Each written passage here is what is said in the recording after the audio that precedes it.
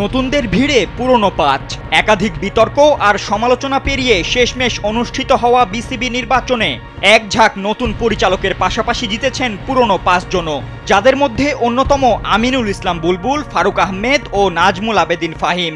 অপর দুজন হলেন মঞ্জুর আলম ও ইফতেখার রহমান। নাজমুল হাসান পাপনের প্যানেলে টানা ৩ মেয়াদে তারা জায়গা না পেলেও ক্ষমতার পালাবদলে পরপর ২ প্যানেলে থেকে তারা দেশের ক্রিকেটের উন্নয়নে কাজ করে গেছেন।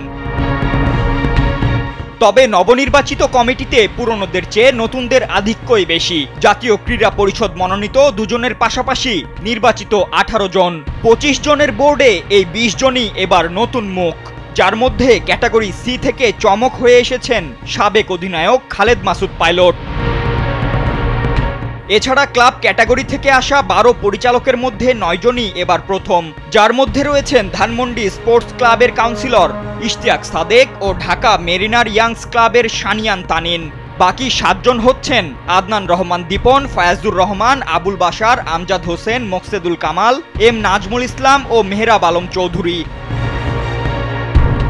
আর জেলা ও ক্রীড়া সংস্থা থেকেও ১০ জনের মধ্যে ৮ জনই পরিচালক হয়েছেন প্রথমবার, যার মধ্যে চট্টগ্রাম বিভাগ থেকে জনপ্রিয় সঙ্গীতশিল্পী আসিফ আকবর ও আহসান ইকবাল চৌধুরী, খুলনা বিভাগ থেকে সাবেক ক্রিকেটার আব্দুর রাজ্জাক ও জুলফিকার আলী খান, সিলেট বিভাগ থেকে রাহাত শামস ও বরিশাল বিভাগ থেকে সাখাওয়াত হোসেন।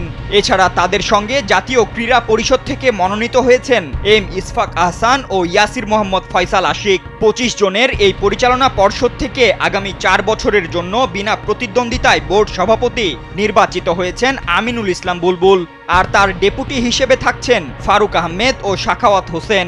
নবনির্বাচিত এই কমিটির হাত ধরেই এখন বাংলাদেশ ক্রিকেটের উন্নয়নের গল্পটা দেখবে অনুরাগীরা। ফাতিন ইশরাক, কালবেলা।